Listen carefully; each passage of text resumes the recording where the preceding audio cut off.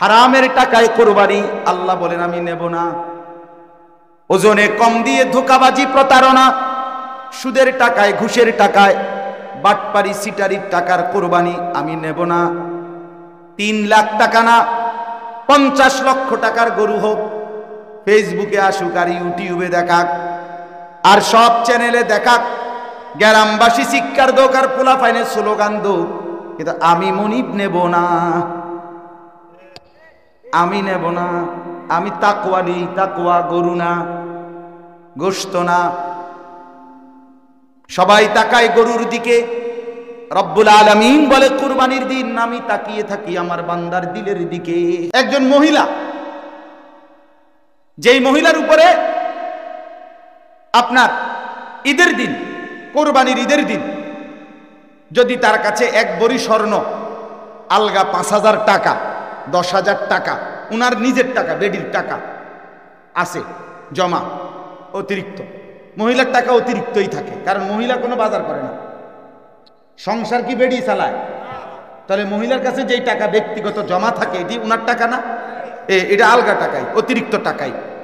তো এই স্বর্ণ আর ওই টাকাটা, কথাটা বুঝছেন, এই দুইটা মিলাইলে, দুইটার দাম ধরলে, হিসাব করিলে, স্বর্ণ আছে জেদ্দুর হোক, 1 ভরি, আধা ভরি, 1.5 ভরি, জেদ্দুরে হোক, এই স্বর্ণের টাকা আর ওই 10,000 টাকা, 5,000 টাকা যেটা ওনার কাছে আছে জমা, এই দুইটা মিলাইয়া যদি 52.5 ভরি রূপার দাম সমপরিমাণ হয়, 52.5 ভরি রূপার দাম হলো 1 ভরি রূপার দাম 16,000 টাকা হিসাবে, আরে সরি 1600, আমি ঢাকা জিজ্ঞেস করছি, 1600 টাকা 1 ভরি রূপার দাম, এই হিসাবে বরাবর 84,000 টাকা। এই 84,000 টাকা যদি ওই মহিলার স্বর্ণ এবং ওই টাকা দুইটা মিলাইয়া দাম আসে, তাহলে নিঃসন্দেহে এই মহিলার উপরে কোরবানি ওয়াজিব। এখন বলেন, আগের বার আপনারা বলছেন অন, আবার কর কি পরিমাণ মহিলার উপরে কোরবানি ওয়াজিব? কোন আপনি এদিকে চাই, এখন আমার দিকে চান, কথা বলেন না কেন? বুঝছেন নি হিসাবটা? হ্যাঁ বলতেছি, আবার কইতেছি, ভালো কথা কইছেন। 90% মহিলার উপরে কি ওয়াজিব? স্বর্ণ আছে 1 ভরি, 1.5 ভরি, 2 ভরি, 7.5 ভরির একটা কথা আপনারা শুনেন, জানেন, সেটা হলো যেই মহিলার কাছে 1 তোলা রূপা নাই, অথবা জমা কোনো টাকা নাই, শুধু স্বর্ণ, শুধু কি, তাইলে 7.5 ভরি। কিন্তু যদি কিছু স্বর্ণ আছে, কিছু রূপা আছে, যেমন জোয়ান মহিলা, নতুন বিয়ে হইছে, এমন মহিলাদের কাছে স্বর্ণের লগে রূপাও আছে, নূপুর বানানো, নূপুর, পায়ের নূপুর বানাইছে রূপা দিয়া, এবড়ির কাছে কি আছে, নূপুর আছে, এই দুইটা মিলাইয়া স্বর্ণ রৌপ্য যদি 84,000 টাকা হয়, অথবা স্বর্ণ এবং ওই যে 10,000 টাকা উনার কাছে ভ্যানিটি ব্যাগে আছে আর স্টিলের আলমারিতে আছে, কোন দিন? ঈদের দিন, ঈদের দিন হিসাব, মানে ওই দিন থাকবে, হ্যাঁ ওই দিন, 1 বছর না, 1 বছর হলো জাকাতের জন্য, এই পরিমাণটাই 1 বছর থাকলে জাকাত আসে। আর ওই ঈদের দিন কোরবানির দিন, তারপরের 2 দিন, এই 3 দিনের ভিতরে থাকলে কোরবানি ওয়াজিব হয়। তাইলে আপনি 1 ভরি স্বর্ণের দাম কত? 30,000, কত? 1 লাখ, তো লগে আছে আরো কত? 5,000 বা 10,000, তো কত হইল? 1,05,000, কথা বোঝেন না এমনি? তো 1,05,000 তো 84,000 থেকে কম, এই মহিলার উপরে কোরবানি ওয়াজিব কিনা? তো আমাদের সমাজে পুরুষও বুঝতে চায় না, মহিলা তো জানেই না, কথা বোঝেন না? মহিলা তো জানেই না, আর পুরুষ তারে শোনাবেও না। যদি জিঙ্গায়ও বেড়ি যে কিটা জানি আমগো বেডিতের কথা, একটা কথা লাগে কইছে হুজুরে, কি কইছে কন্যা, একটা ধমক দিবা, আরে রাখ, বেডিত মানুষ এত কিছু বুঝছো না, তোমার দায়িত্ব কোরবানির দিন রুডি বানান, শুধু মহিলার দায়িত্ব হলো শুধু রুডি, মহিলারে খোদাই বানাইছে শুধু রুডি বেলত, আর আমনারে বানাইছে শুধু গোস্ত খেত, কথা বুঝছেন না? আহা, আপনি কেন এই মহিলার ক্ষতি করলেন? এই নারী, এই স্ত্রী, এই বেটি, এই বেচারি, তার কি কবর নাই? তার আখেরাত নাই? তার বিচার হবে না? তো আপনি তারে 20,000 টাকার জন্য ঠকাই দিলেন কেন? জানাইলেন না কেন? দিন শিখলো না কেন? কথা বলেন না। এই জন্য বাপ, ছেলেটা বিদেশ,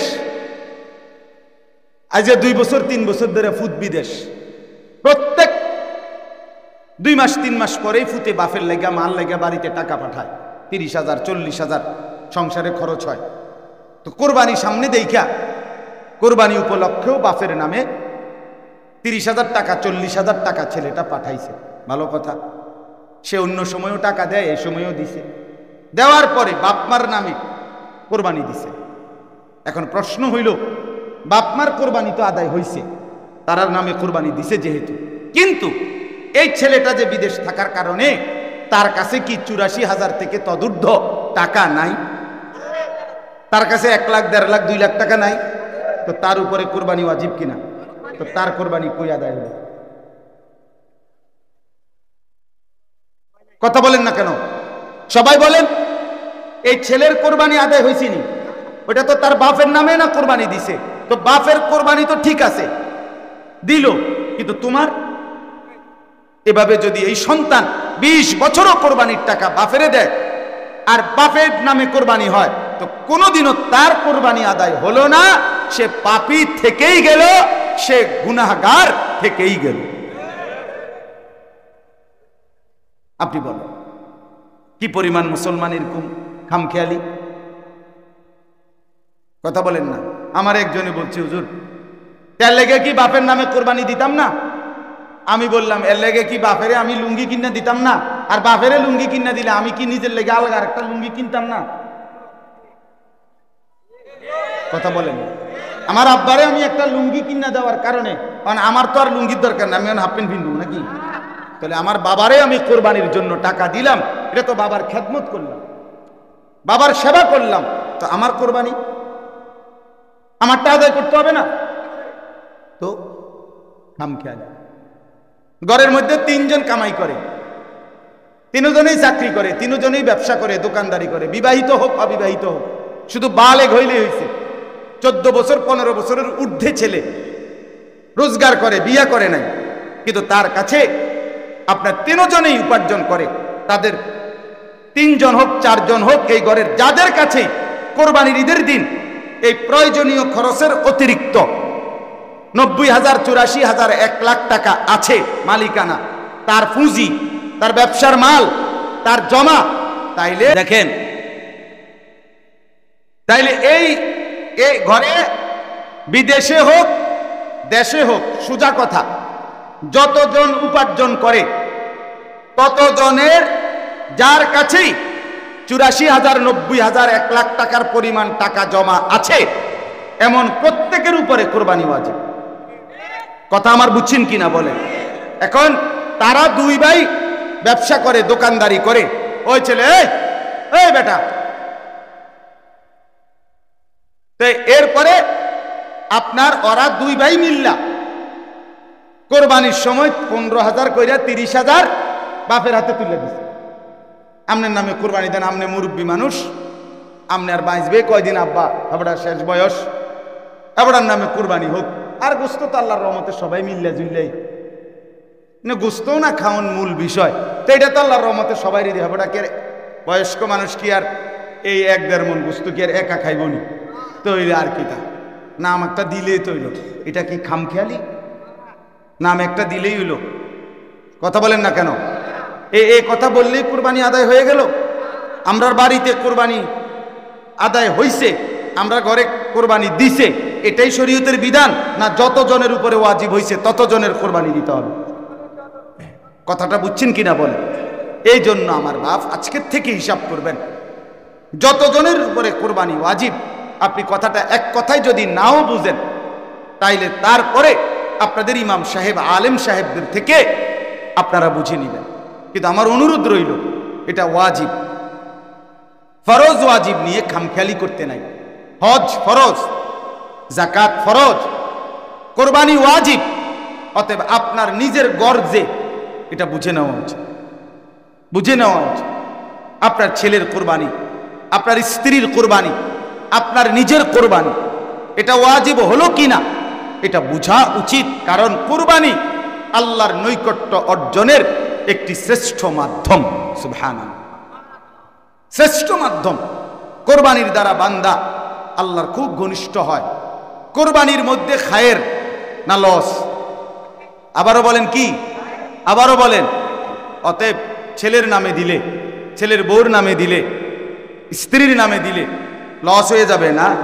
এতটি টাকা একসাথে 1 লাখ টাকা এত 60টা মানুষের নামে দেওয়াতে চলে গেছে 1 লাখ টাকা। 1 লাখ টাকা আপনার বাপের? 1 লাখ টাকা তো আল্লাহর। তো যার টাকা, যার সম্পদ দেওয়া, তার জন্য দিবেন না? তার জন্য খরচ করবেন না?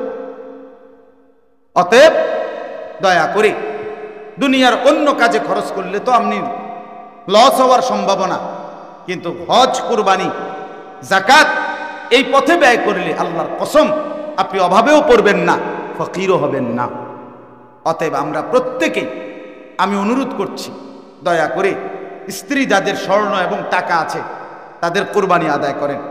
যে কয়জন ছেলে বিদেশ আছে তা করে জিগান যে ফুদ এই 30,000 টাকা যে আমার দিছো, এই ছাড়া তোমার দ্বারা আর টাকা আসেনি। যদি থাকে বাপ, তোমার জায়গা হোক, শ্বশুরবাড়ি হোক, আমগরে না জানাই হোক, বাবুরে দরকার নাই, জেনে পারো মাটির তলে পারো কোরবানি দাও, তুমি তোমারটা তুমি আদায় করো। আমগর লগে দিলেও পারো, তোমার জায়গাত মন চাইলে দাও, জেনে ভাল লাগে, কিন্তু কি আদায় করো? কোরবানি আদায়। যে ছেলে কামাই করে, ব্যবসা করে, চাকরি করে, মেল ফ্যাক্টরিতে কাজ করে, কিন্তু অল্প অল্প করে হইলেও টাকা জমাইছে, এখন 1 লাখ টাকা আছে। এই 1 লাখ টাকা যে আছে, ছেলেটা অবিবাহিত হোক, বলে আমার তো বিয়েই করি না। আপনি বিয়ে করানোর দরকার নাই, আপনার বিয়ে আপনি পরে করেন, না কোরবানি দেন। কথা বুঝছেন কি না বলেন? কোরবানির সাথে বিয়ের কোনো কি নাই। তাইলে যতজন কোরবানির ঈদের দিন 52.5 বড়ির রূপার দাম, এটুকু সম্পদের অতিরিক্ত, অতিরিক্ত বলছি কিসের অতিরিক্ত? ওই যে বললাম সংসার যে কয়জনরে আমি চালাই, এ কয়জনের ভাত, মাছ, চাল, ডাল, ওষুধপত্র, কাগজ কলম, তেল, সাবান, গ্যাস, বিদ্যুৎ, পানির বিল, এগুলো খরচের অতিরিক্ত।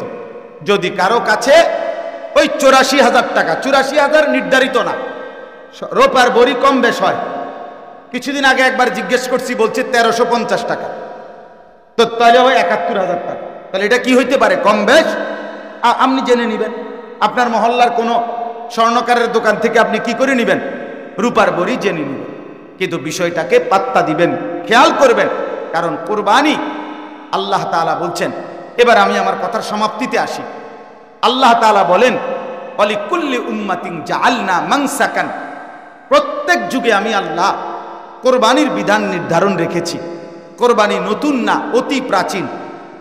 এবার যদি বলেন আল্লাহ কখন থেকে শুরু করলেন কোরবানি, তো আল্লাহ বলেন এই আয়াতটা সূরা মায়েদার আল্লাহ তাআলা বলেন, ওয়াতলু আলাইহিম নাবা আবনাই আদম বিল হক।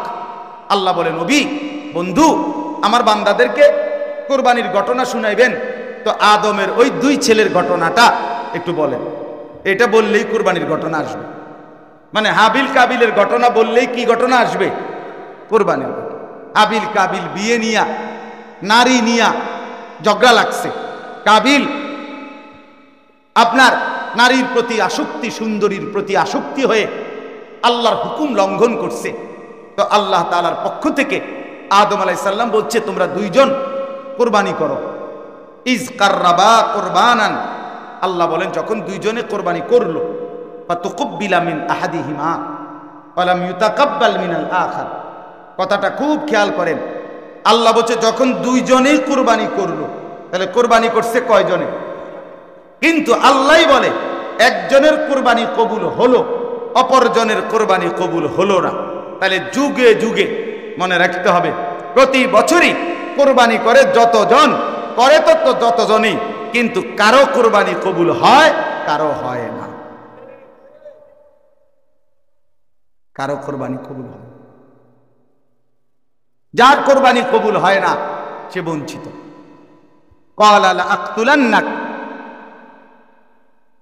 যখন কাবিল দেখলো তার কোরবানি কবুল হয় নাই, তো সে তার ভাই হাবিলকে বলল, যার কোরবানি কবুল হয়েছে, আক্রোশে বলল, আমি তোকে মেরেই ফেলব, হত্যা করব। ক্বালা ইন্নামা ইয়াতাকাব্বালুল্লাহু মিনাল মুত্তাকিন। তখন হাবিল বলল যে ভাই শোনো, মেরে ফেলো, কোনো সমস্যা নাই, আমি জীবন দেব, ঠিক আছে, তবে একটা কথা, মূলনীতি শুনে নাও, কিয়ামত পর্যন্ত আল্লাহ ইবাদত, কোরবানি হোক আর যে কোনো ইবাদত, আল্লাহ কবুল করবেন তার তাকওয়া থাকবে যার। তাকওয়া মানে আল্লাহ ভীতি, তাকওয়া মানে গুনাহ থেকে মুক্ত, গুনাহ থেকে পবিত্র থাকবে যে। খোদার কসম, হাবিল বলে দিছে কিয়ামত পর্যন্ত তার কোরবানি কবুল হবে, তার ইবাদত কবুল হবে, গুনাহ থেকে বেঁচে থাকা শর্ত। আল্লাহ তাআলা সেই হাবিলের কথা আবার যখন আমাদের নবীর আমলে কোরবানির বিধান আবার নাজিল করছে আল্লাহ, তখন আল্লাহ আবারও বলছে, লান ইয়ানালাল্লাহা লুহুমুহা ওয়ালা দিমাউহা ওয়ালাকিন ইয়ানালুহুত তাকওয়া মিনকুম।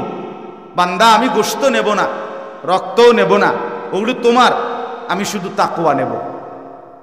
আমি শুধু কি নেব?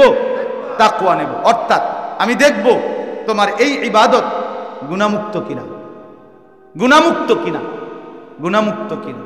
এজন্য পৃথিবীর প্রথম কোরবানিতেও ছিল তাকওয়া। আল্লাহ তাআলা নবীজির মাধ্যমে যে কোরবানির কথা বলছেন সেটার মধ্যেও ছিল তাকওয়া, গুনাহমুক্ত হওয়া, গুনাহমুক্ত হওয়া। আহা বাপ, কোরবানির দিন ফজরের নামাজ পড়লেন না, আমনে কোরবানি করছেন আল্লাহর জন্য, আমরা বুঝি না, আমরা ভাত খাই না, আমরা চিড়া খাই। হ্যাঁ, কোরবানির দিন আড্ডি কোবাইতে কোবাইতে আমনে জোহরের নামাজও পড়লেন না, আসরও পড়লেন না, আমনের মতো নাফরমান কিয়ের কোরবানি করছেন আমরা বুঝি না। কথা বলেন না? হ্যাঁ, আপনি আল্লাহর জন্য কোরবানি দিলে জোহর পড়লেন না কেন? আসর পড়লেন না কেন? ফজর পড়লেন না কেন? কথা বলেন না কেন? এই মুসলমান, বলেন না, আপনি যে সেই 12টা বাজে গরু বাজারে গেলেন, এশার ওয়াক্তে আইলেন রাতের 9টায়, আপনার জোহর নামাজ কই পড়ছিলেন? আসর কই পড়ছিলেন? মাগরিব কোথায় পড়ছিলেন? এশার নামাজ কোন মসজিদে জামাতে পড়ছেন? 4 ওয়াক্ত নামাজ কোরবানি দিয়া আপনি একটা গরু কিনছেন, কোরবানি দিবেন, আপনার তো টাঙ্গাইয়া ফিরছে না, এটাই তো বালা। আমরা তো হেনে তো ফেটো না ছিল, ফেরেস্তা যদি সুযোগ দিত ফেরেস্তারে, আমরা তো হেনে টাঙ্গাইয়া ফিট লইলে। কথা বলেন না কেন? এটা আল্লাহর জন্য কোরবানি হলো। কথা বলেন না কেন? আল্লাহ বলেন, আমি তাকওয়া দেখব। ওয়ালাকিন ইয়ানালুহুত তাকওয়া, আমি কিন্তু বান্দা তাকওয়া দেখব, গুনাহ থেকে মুক্ত কিনা। হারামের টাকায় কোরবানি আল্লাহ বলেন আমি নেব না। ওজনে কম দিয়ে ধোঁকাবাজি, প্রতারণা, সুদের টাকায়, ঘুষের টাকায়, বাটপারি, সিটারির টাকার কোরবানি আমি নেব না। 3 লাখ টাকা না, 50 লক্ষ টাকার গরু হোক, ফেসবুকে আসুক আর ইউটিউবে দেখাক আর সব চ্যানেলে দেখাক, গ্রামবাসী শিক্ষার দোক আর পোলা ফাইনের স্লোগান দোক, কিন্তু আমি মনিব নেব না, আমি নেব না। আমি তাকওয়া নেই, তাকওয়া গরু না, গোশত না। সবাই তাকায় গরুর দিকে, রব্বুল আলামিন বলে কুরবানির দিন আমি তাকিয়ে থাকি আমার বান্দার দিলের দিকে। আমি দিল চাই, গরু না। আমি দিল চাই, গোশত না। গোশত তুমি খাও, গোশত তুমি নাও, দিল আমাকে দাও। অতএব বাপ আমার, বন্ধু আমার, এটা মনে রাখতে হবে, তাকওয়া চাই। এই হাবিল এই কথাটা বলছে, ইন্নামা ইয়াতাকাব্বালুল্লাহু মিনাল মুত্তাকিন, যে ভাই আল্লাহ তাআলা কোরবানি কবুল করবে, ইবাদত কবুল করবে, ওযু, নামাজ, রোজা, যাকাত, দান, সাদাকা, জিকির, তেলাওয়াত, তাসবিহ, সমস্ত বন্দেগী আল্লাহর কাছে কবুল হওয়ার জন্য গুনাহ থেকে বেঁচে থাকা জরুরি। কি থেকে? তাকওয়া জরুরি। ধোঁকাবাজি করবেন না, ধোঁকাবাজি করবেন না, ধোঁকাবাজি করবেন। যে টোটাল বন্দেগী করে না সে তো বেঈমান, বন্দেগী করেই না। কিন্তু বন্দেগী কইরা আবার নয়সয় করা, সংবং করা, লুকোচুরি করা, ইবাদতের নাম দিয়া, এটা মুনাফিকি। এটা কি বলেন না কেন? মুনাফিকি। নামাজ তো পড়ে ঠিক, কিন্তু নামাজটাকে সুন্দর করার কোনো মানসিকতাই নেই, নামাজের মধ্যে আগ্রহ নাই, অলস, খামখেয়ালি, এই যে গার ফালাইয়া খাড়াইয়া রয়েছে করে রয়েছে আর কি। রুকু শুদ্ধ না, সেজদা শুদ্ধ না, সূরা কেরাত, দোয়া, কালাম কিছুই শুদ্ধ নাই, সব অশুদ্ধ, নামাজ পড়ে খামখেয়ালি। তাহলে যে পড়ে না, আরে ওইটা তো বেঈমানের চিহ্ন। কিন্তু নামাজে অবহেলা করা, অলসতা করা, খামখেয়ালি করা, গাফলতি করা, এটা কোরআনে আল্লাহ বলছে সরাসরি মুনাফিকের চিহ্ন। কার চিহ্ন? হ্যাঁ, জি জি, মুনাফিকের 1 নম্বর চিহ্ন কোরআনে আল্লাহ বলছে ইজা কামু ইলাস সালাতি কামু কুসালা, যারা নামাজ পড়ে অলস ভাবে, আল্লাহ বলছে এরা মুনাফিক। বলেন না ওরা কি? হ্যাঁ, নবী সাল্লাল্লাহু আলাইহি সাল্লাম আবু দাউদ শরীফের হাদিসে বলছে, একেবারে সরাসরি হাদিস, নবীজি বলছে তিলকা সালাতুল মুনাফিক, তিলকা সালাতুল মুনাফিক, তিলকা সালাতুল মুনাফিক। ওই নামাজ মুনাফিকের নামাজ, ওই নামাজ মুনাফিকের নামাজ, ওই নামাজ মুনাফিকের নামাজ। কসম খোদার বাপ 3 বার বলছে, এই হাদিস আমি নিজে পড়াইছি ছাত্র করে। নবীজি বলছে ওই নামাজ মুনাফিকের নামাজ। কামা ফানাক্কারা আরবাআন লা ইয়াযকুরুনাল্লাহা ইল্লা কালিলা, যে দাঁড়িয়ে শুধু 4 রাকাত নামাজ যেন 4টা ঠোক্কর মারলো, ঠিক মতো আল্লাহর তাসবিহ আদায় করলো। আমি নিজে কত সময়, এই হেদিনও দেখছি 3-4 দিন আগে, মাগরিবের পরে 2 রাকাত নামাজ পড়ছি আমি, আমার লগের এবড়া দেখলাম মনে 8 রাকাত বা 12-14 রাকাত করে লেছে, উড়াইয়া লাইছে সোজা কথা, একেবারে সরাসরি জাপানি মেশিন। হ্যাঁ হ্যাঁ, চায়না হইলে এত তাড়াতাড়ি হইবার কথা না, এটা জাপানি ইনটেক মেশিন।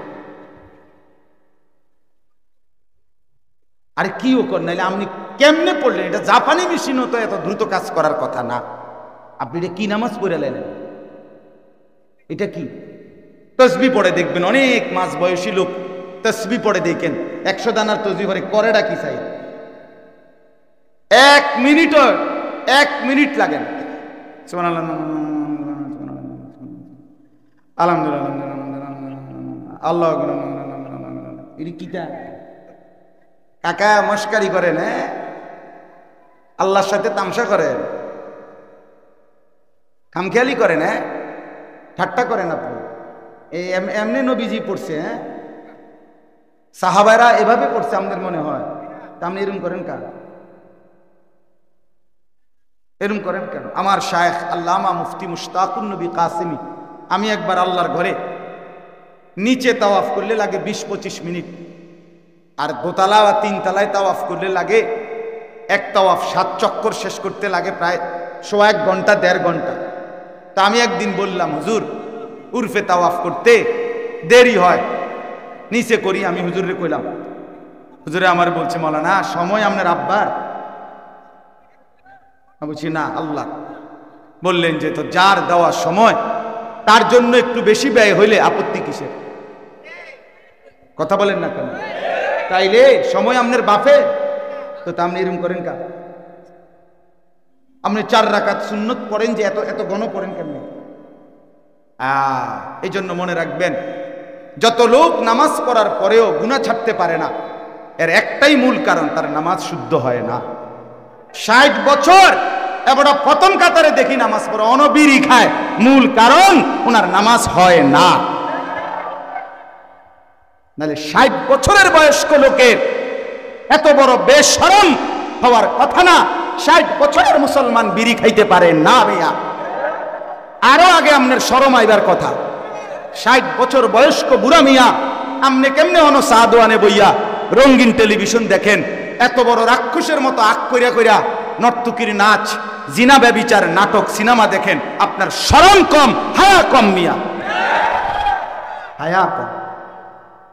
কইছি কিন্তু আগে আরেকবার না ইউনের খেয়ালে কইছি, কোনো অসুবিধা নাই, তো বলে গেলাম আমি স্পষ্ট কথা। আপনি বলেন মিয়া, 60 বছরে যার লজ্জা হয় নাই, ওই চাচার লজ্জা হবে কোন দিন? ও চাচা বলেন না কেন? এখনো আগ করলে গালি ছাড়া কথা কইতে পারেন না, আমনে ওমা কিতেও কোন আপনি মানুষ হবেন কোন দিন? হ্যাঁ, এখনো জাগাত কাঁচা মিথ্যা কথা কন, এখনো সুদের টাকা গনেন, এখনো কিস্তি লন, আরে কি ডাকাইতে না? আপনি কবরে যাবেন কোন দিন? আপনি মরবেন কোন দিন কাকা? আফসোসের বিষয় কিনা বলেন না?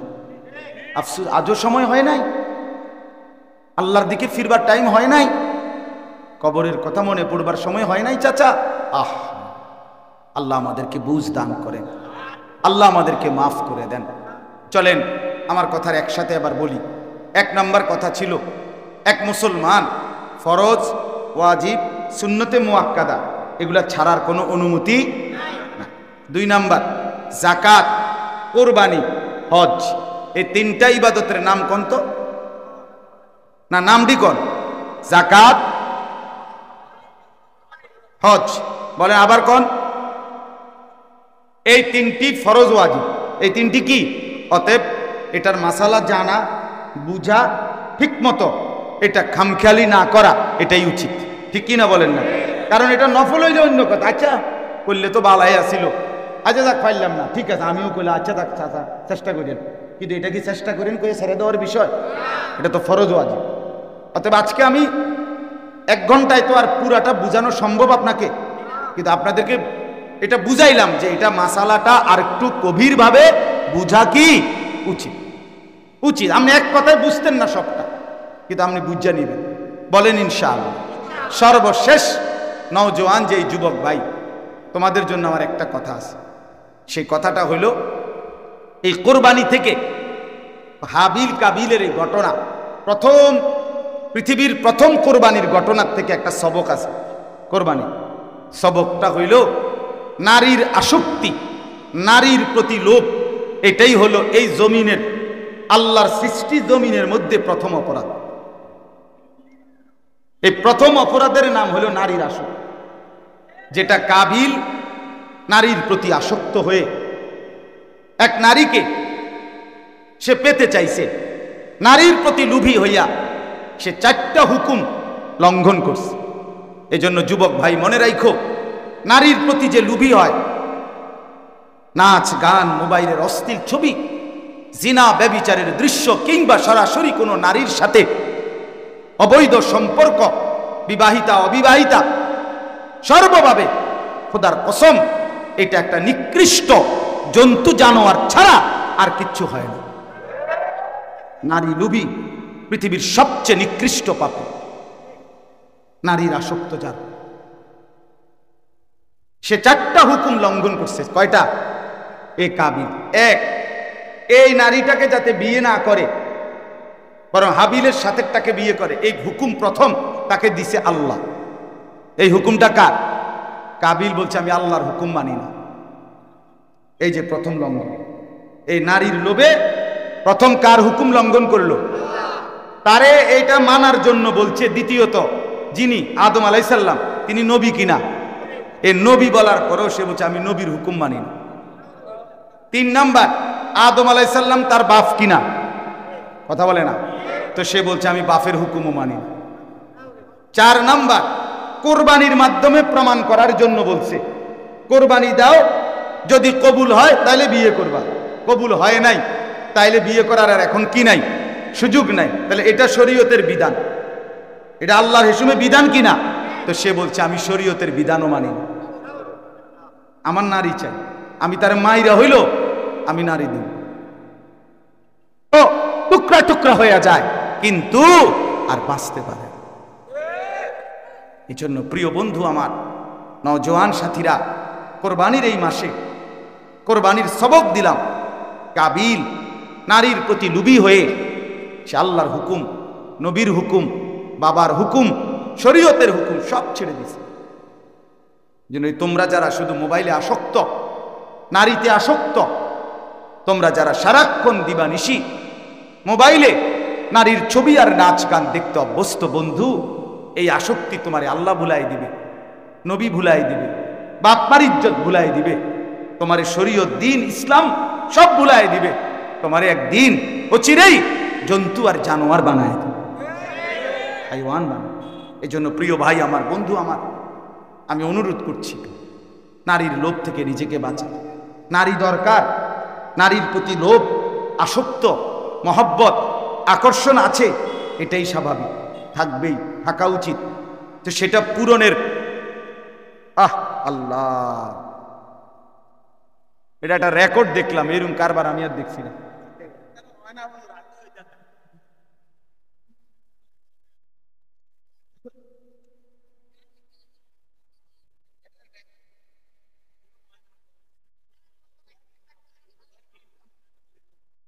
ঠিক আছে, আমগো কথা শেষ, আর অসুবিধা নাই। ঠিক আছে বাপ, আমার কথাও শেষ।